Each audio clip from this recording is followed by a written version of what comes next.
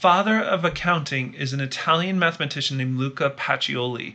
In 1494, he published a book called the Summa de Arithmetica.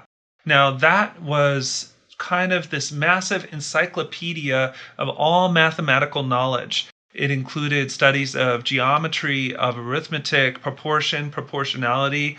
One interesting note in this book is that it's the first time that any scholar had written a description of double entry accounting. Now, in double entry bookkeeping, what you do is, just like the title says, you record every transaction twice. You record it once as a debit and once as a credit. So how could something be both a debit and a credit? Well, let's say that you sold a bicycle at the most simple level.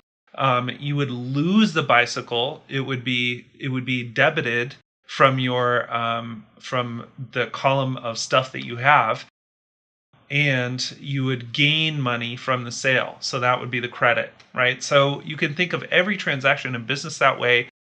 You sell a piece of inventory, it leaves the inventory column and it goes into the credit column. So what double entry accounting allows you to do is it allows you to create mathematical checks of all of your balances, right? So when you're adding up the credit column, those same values, even though they're not precisely the same, but there'll be a mathematical check that transfers over to the debit column. When you're subtracting all the values from the debit column, there'll be a mathematical check on the overall balance that you can see that goes across from the credit column. So in this image, you can see this big triangle on the right in the credit column, where they're taking that mathematical check and arriving at the same number, which is 271.66. And you can see that at the bottom of both of those columns, they come out to the same amount, right? So now the reason that this relates to blockchain technology is because blockchain is a system of accounting. Now, so if you think of this, in this situation, we have the two columns providing mathematical checks on each other. And when you open one page of the book, the debit page on the left creates a mathematical check for the credit page. So the debit so these two pages are linked together. They check each other and they allow us to move on to the next page of debits and credits. So this is kind of, in concept, just one step away from the idea of blockchain.